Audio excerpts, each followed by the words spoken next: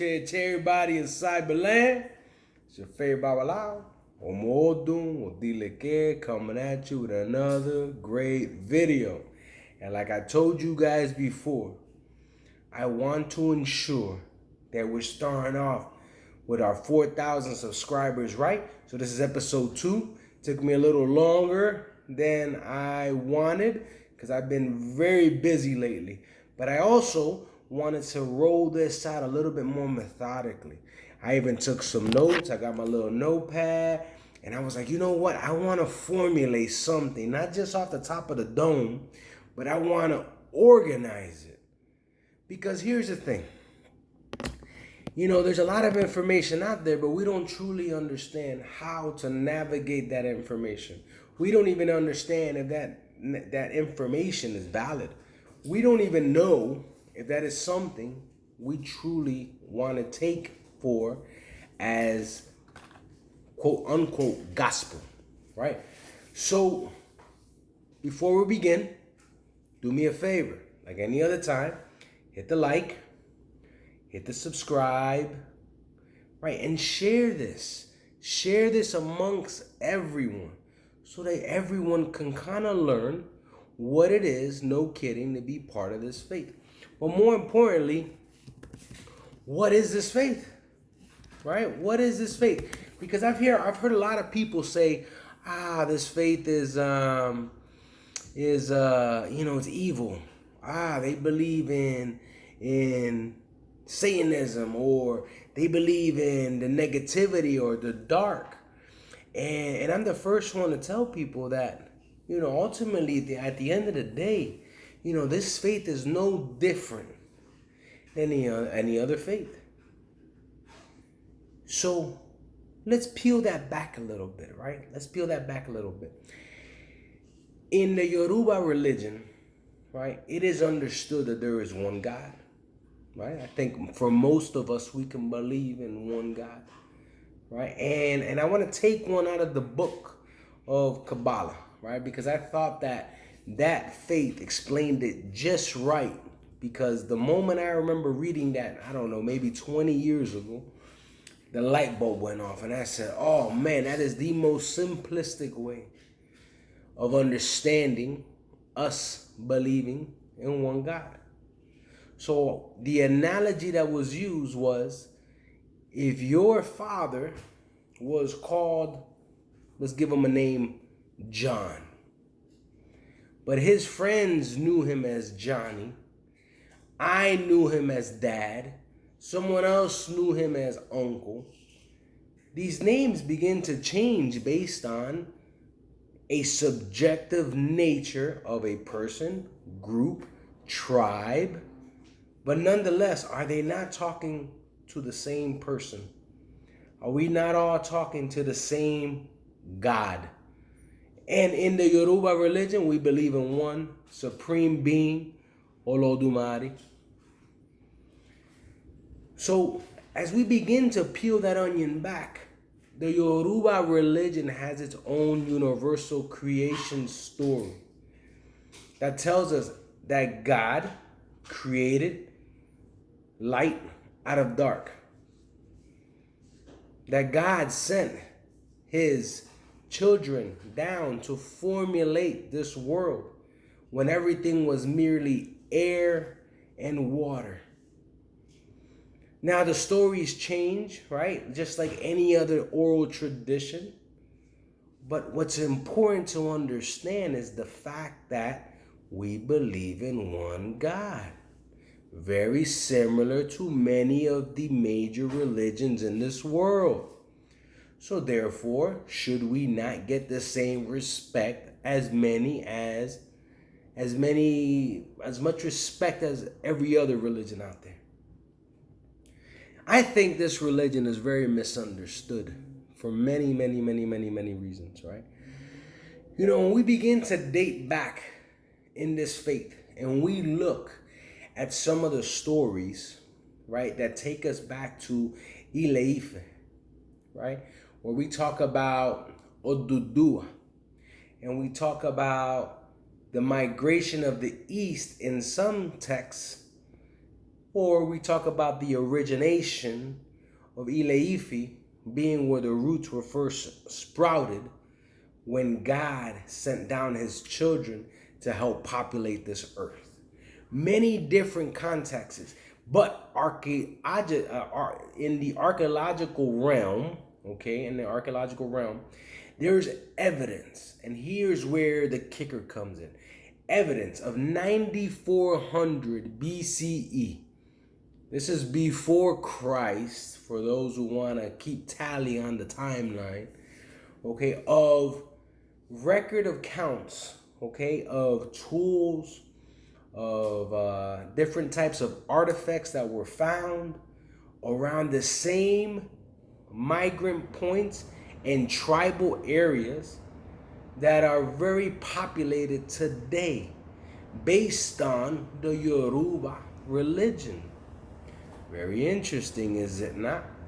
Is it not interesting that we can date this back 9,400 years before Christ, BCE? So before we even hit the neutral line of 0, right?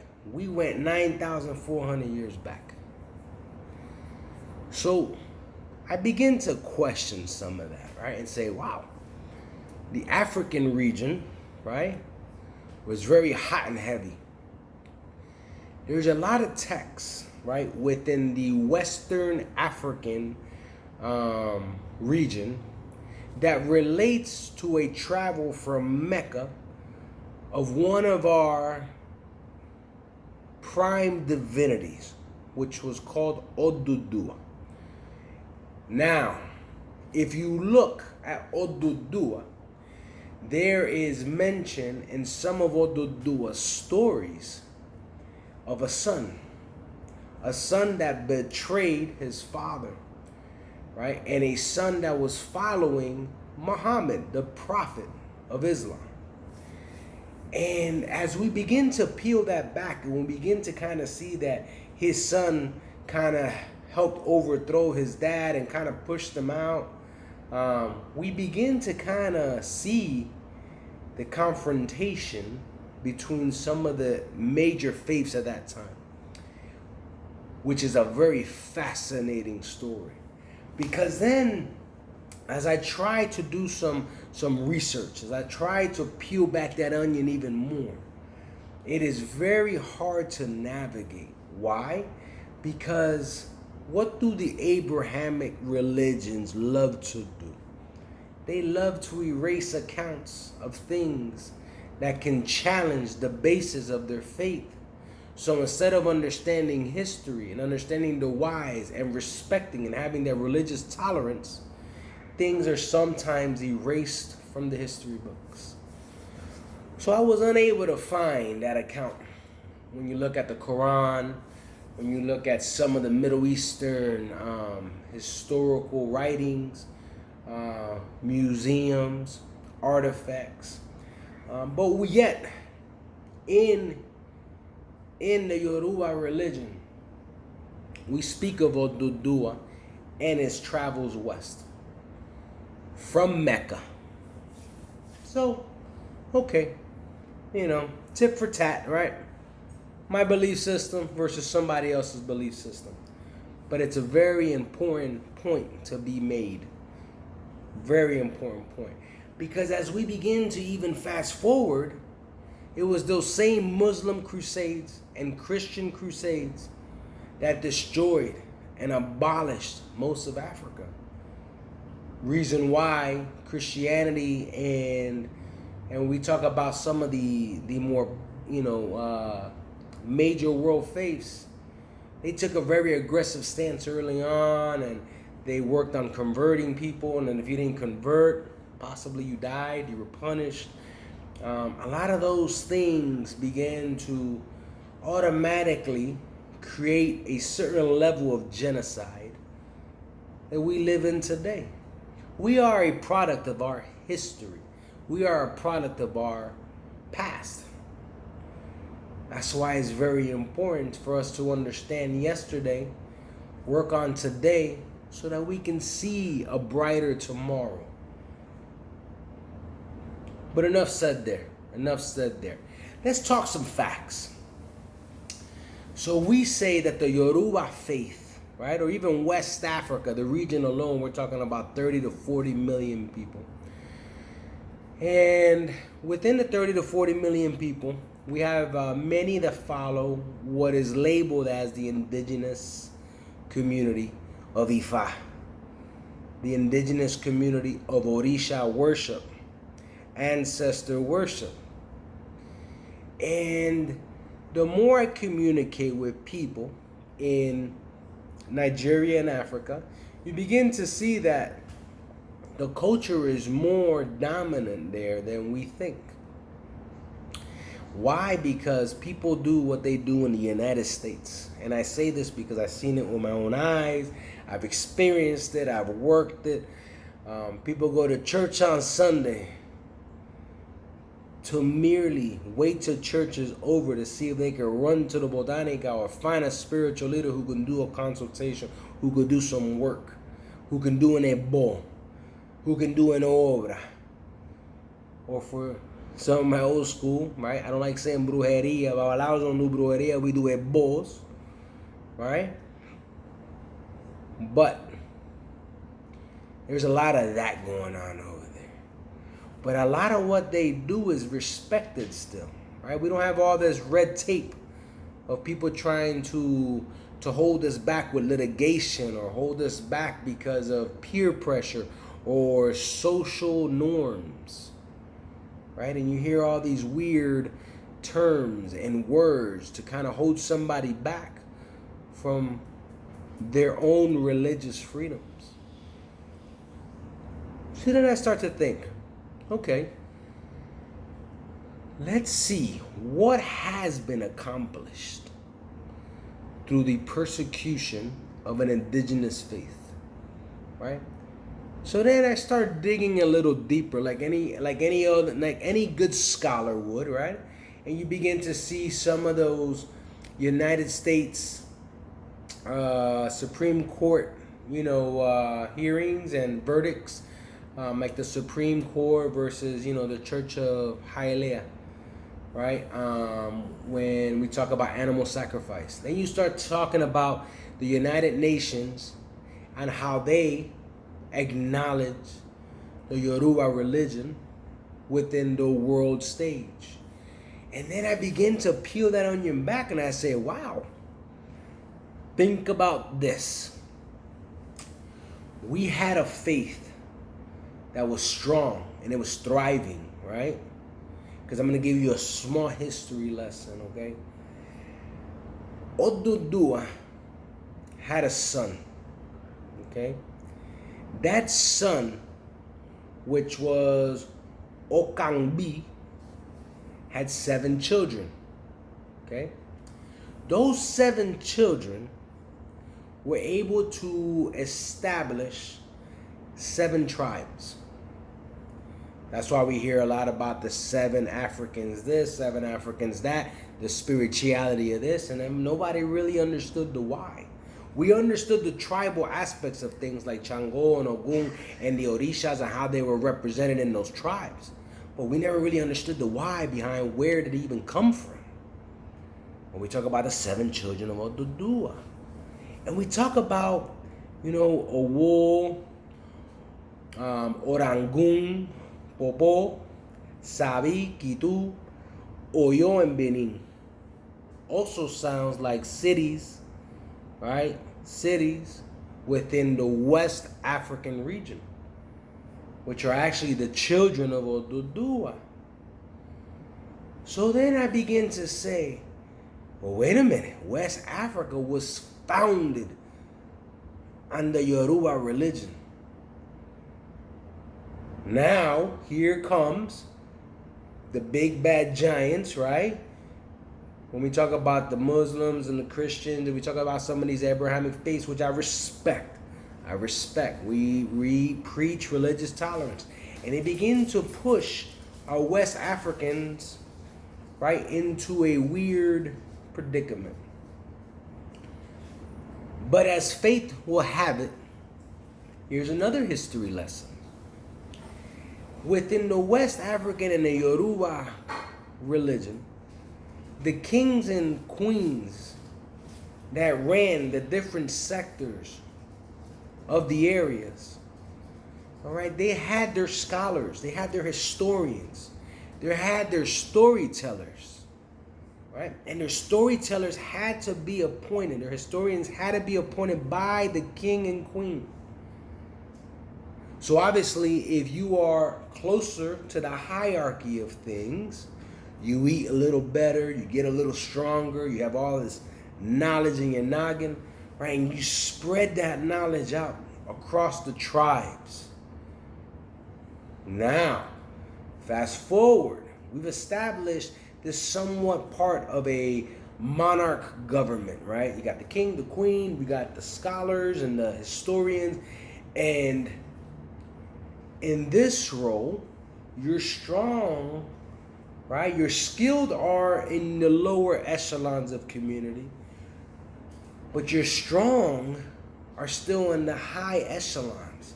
Why? Because Ifa teaches us that the skill set still needs to be maintained here, still needs to be mastered here. You still need to be a great hunter and a gatherer no matter where you are.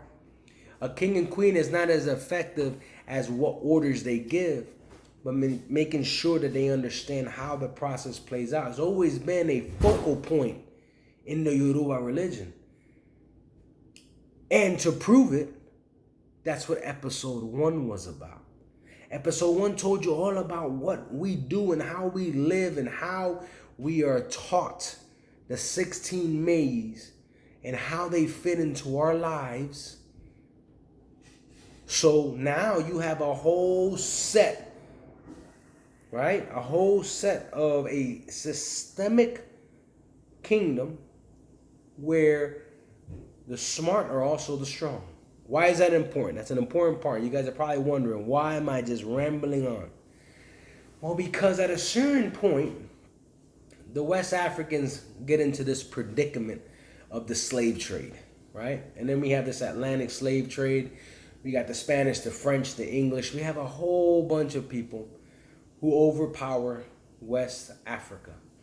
But what did they truly do? Well, they found the strong, the fit. They found the more intelligent ones, and they started to ship them off, right?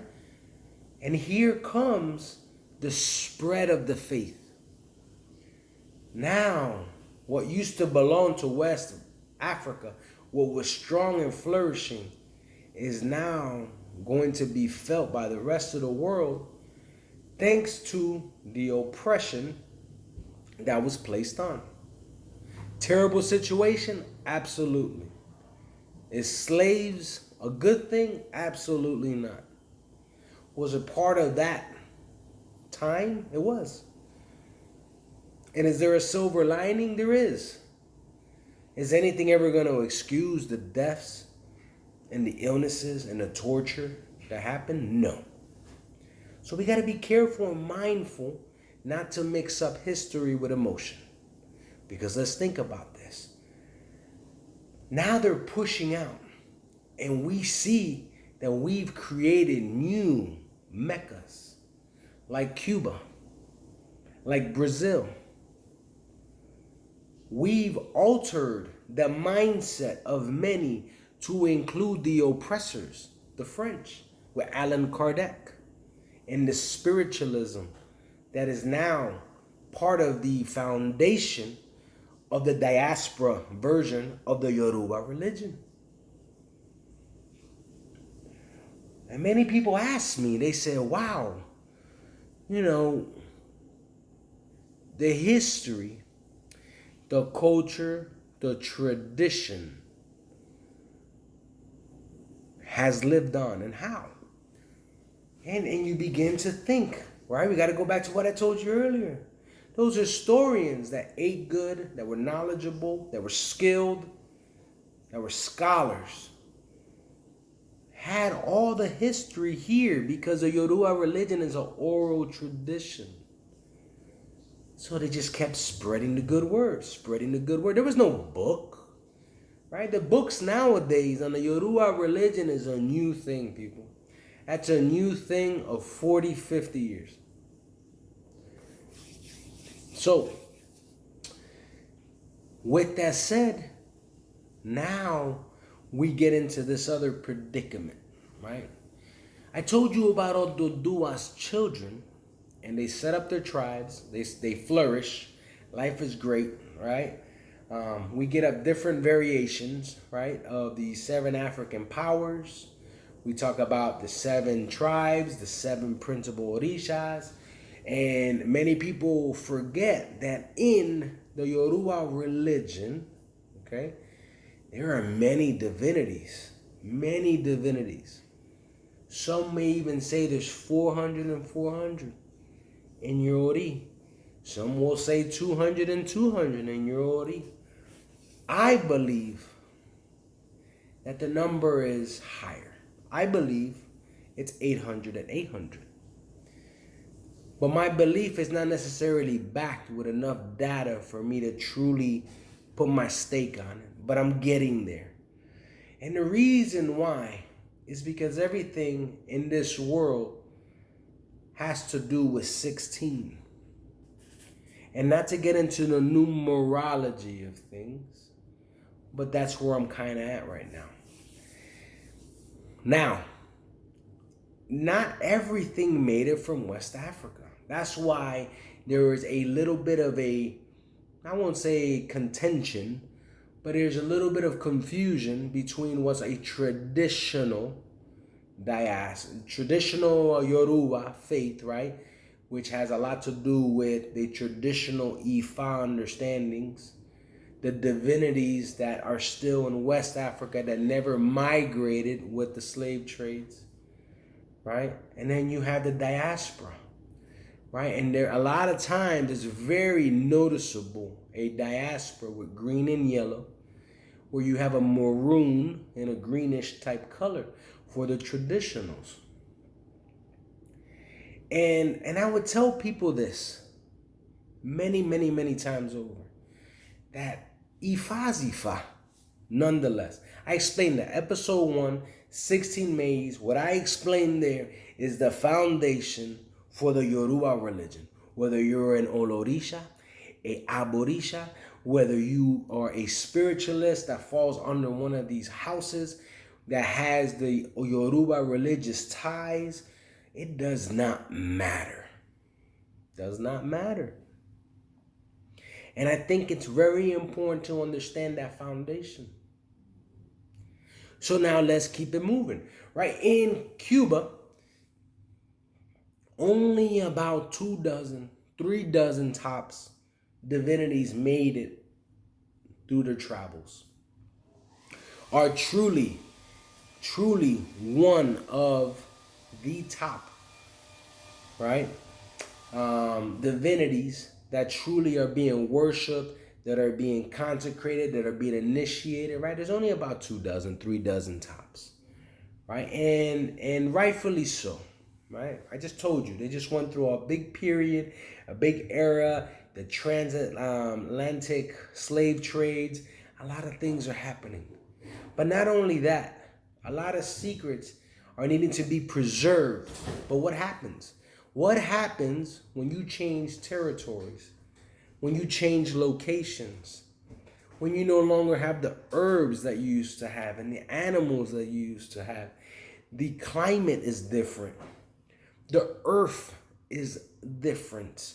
When you talk about what type of dirt you have, what type of insects are in there, what are some of the challenges in one region of the world versus another region of the world? So now things begin to shift. And again, the contention, right? But it's not necessarily contention. Ifa always gives us a solution, gives us the way out.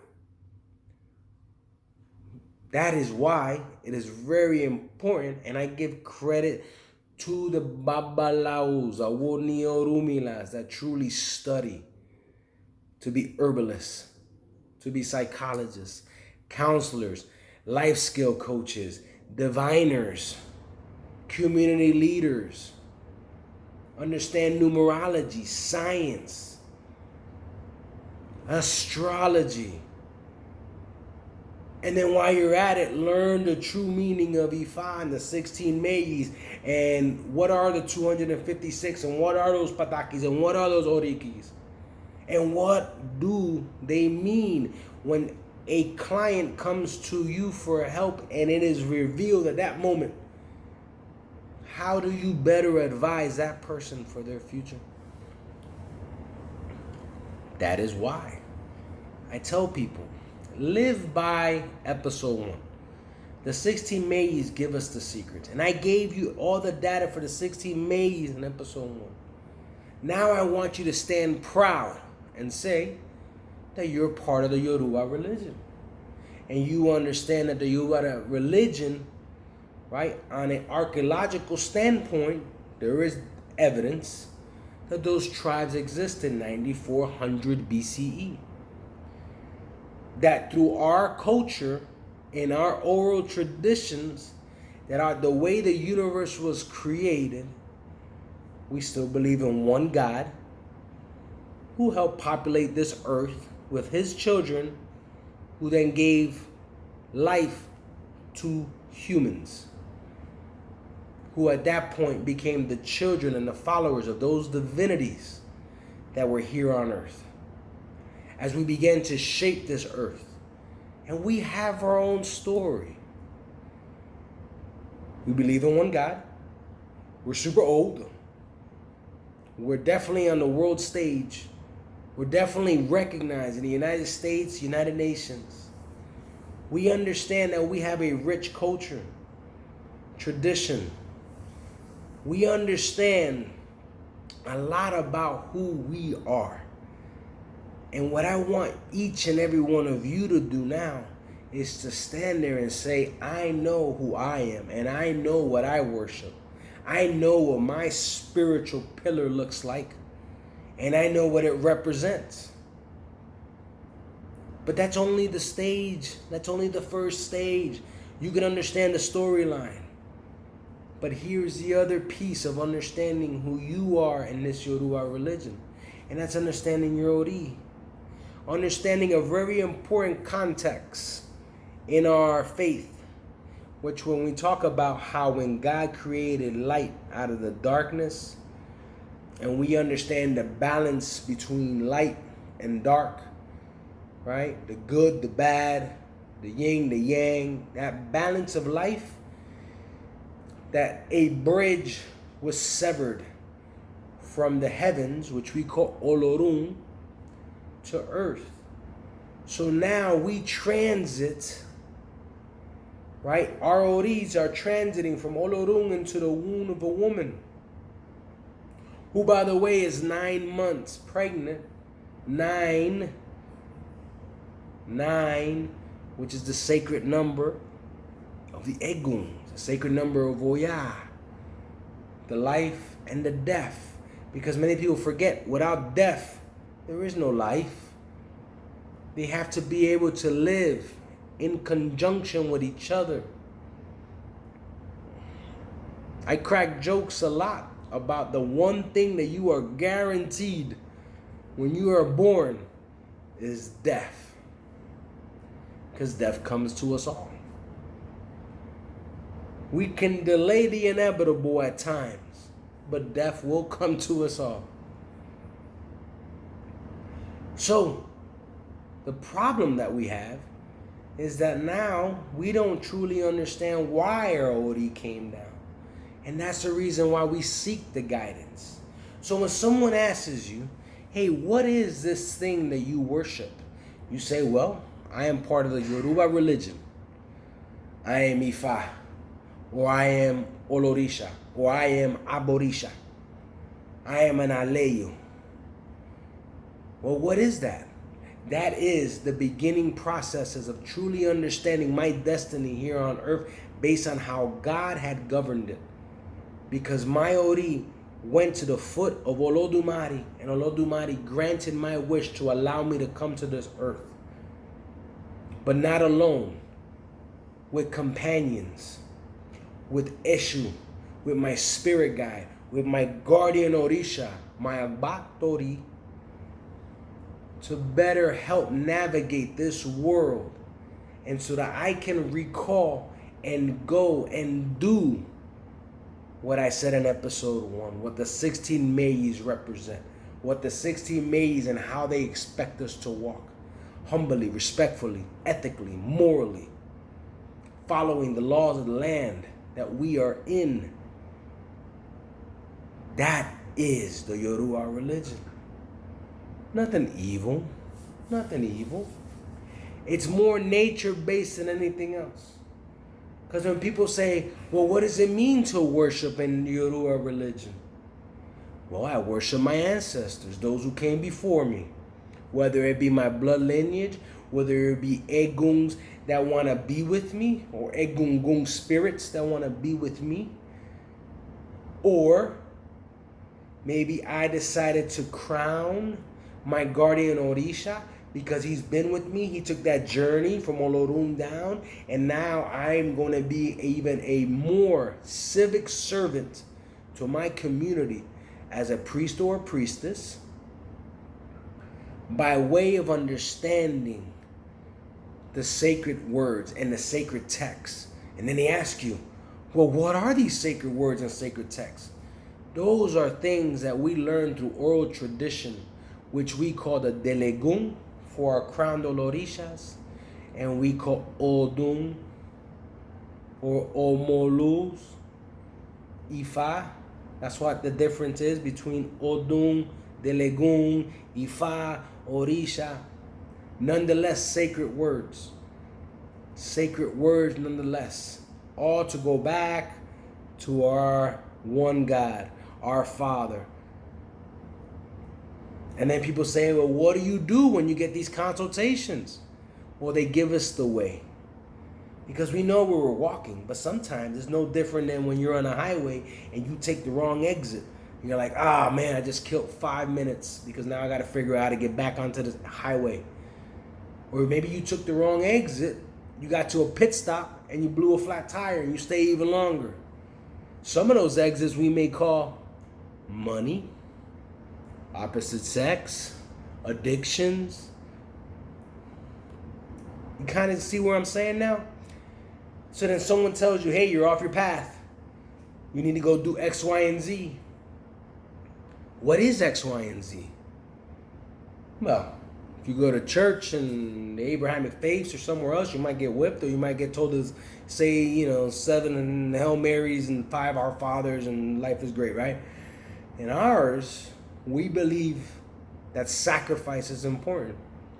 We believe that everything starts from the earth to the animals, to the herbs, to a possible blood sacrifice. Not that everything is a blood sacrifice. That's not the case either.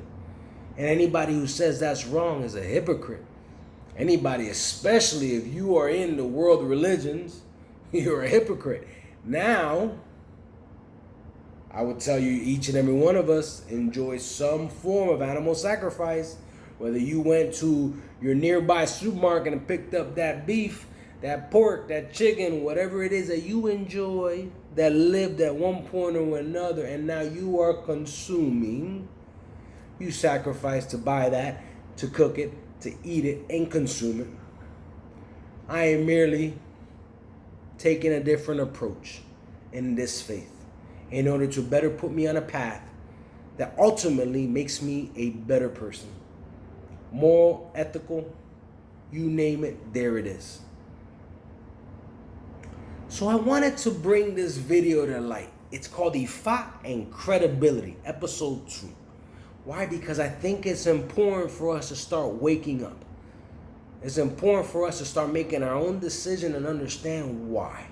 Because I don't want anyone walking the streets and not being able to explain what is this beautiful thing called the Yoruba religion.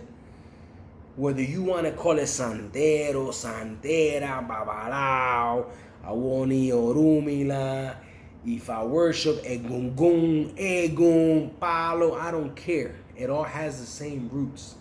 And we got to be able to speak on it in order to enlighten and rise our community up.